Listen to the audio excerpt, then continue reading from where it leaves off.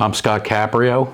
I'm the technical sales director for United Asphalt Company. About 27 years ago, I started out as a young teenager working in the warehouse, operating forklifts, helping them packaging material, pretty much everything. And I grew through the company. At one point, I was out on the street in sales, covering southern New Jersey, eastern Pennsylvania, Delaware, and that's where I got to meet a lot of our customers that we have now. After that, I had gone into the roofing business as a contractor, and I got the itch. I needed to get out for a while, and I did that for about 13, 14 years, primarily doing roof coatings and small commercial flat roofs. I was getting older, I was starting to feel it, and I decided at that time it was ready to retire from the roofing contracting business. And one day I got a call from Steve, and he said, would you be interested in